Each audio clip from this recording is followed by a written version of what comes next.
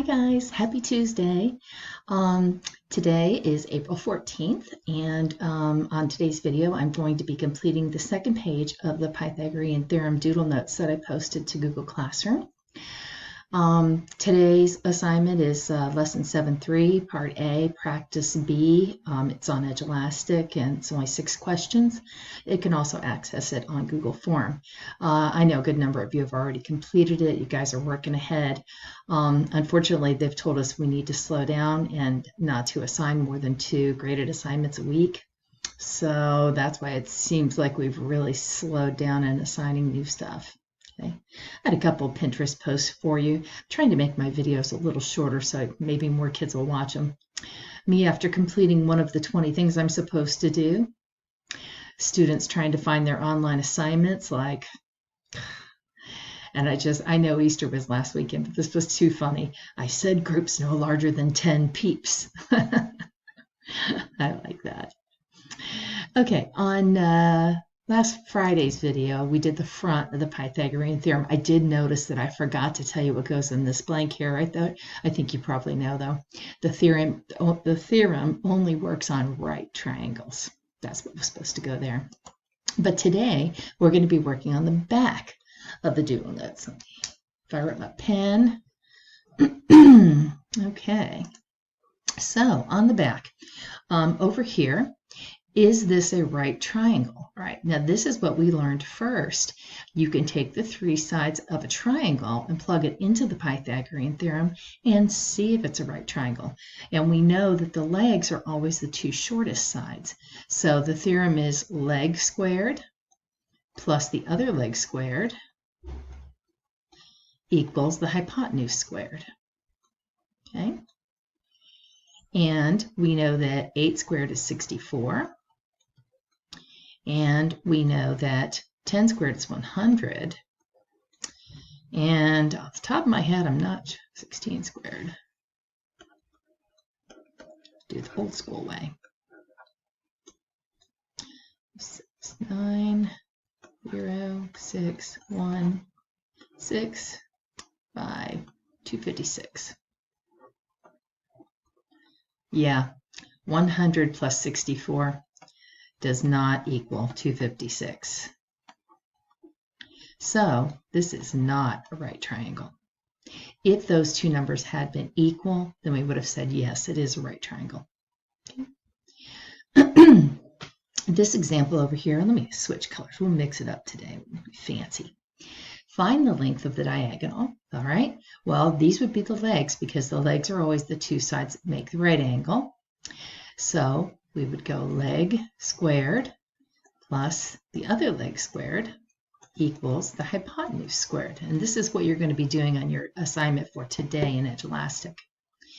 4 squared is 16. 11 squared is 121. Well, 16 plus 121 is 137. And that's what c squared is, but we want to know what c is.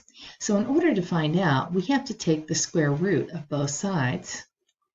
And the square root of 137 is approximately 11.7. That's rounded to the tenths. Okay.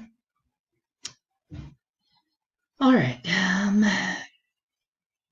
Go over here. Okay. The theorem works both ways. If a triangle is a right triangle, then a squared plus b squared equals c squared. If a squared plus b squared equals c squared, then we know it's a right triangle. Okay. So it can go. We can use it to find a missing side, and we can use it to tell if we know what the sides are. We can use it to tell if it's a right triangle or not. Now, this is my favorite example of the whole thing because this is really a good application of the Pythagorean theorem. When you're trying to find distance on a coordinate grid, they've given us 2 points, 4, -3, 1, 2, 3, 4, 1, 2, 3, 4, -3, and -2, 1, -2, 1. and they want you to tell what's the distance between these. Well, because it's not a vertical or a horizontal line, you can't just count the squares. But you can use the Pythagorean theorem to figure it out by making the distance between these 2 points, oh, this is bad, the hypotenuse. All right, so this is a right triangle. I want to know how long this side is, but I do know how long these legs are. I can count them.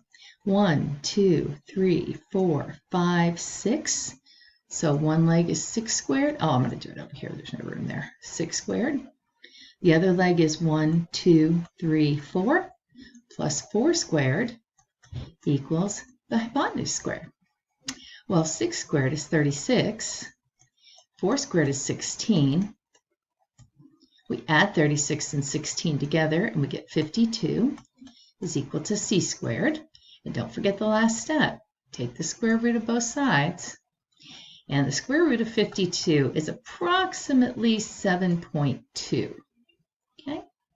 And so we know that this side is about 7.2. That's rounded. It's an irrational number, but we're rounding to the tenths. Nice. Okay. I guess that's it for this example.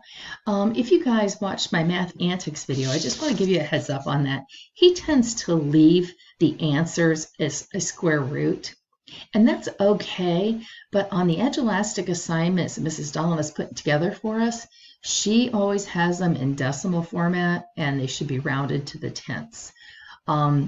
Sometimes on maybe a state test or something, they will not do that. They'll just leave it square root of 52. Because that actually is more precise. But the answer can really be counted right either way, just not on Edge Elastic. So on Edge Elastic, make sure you're putting in the decimal format, okay?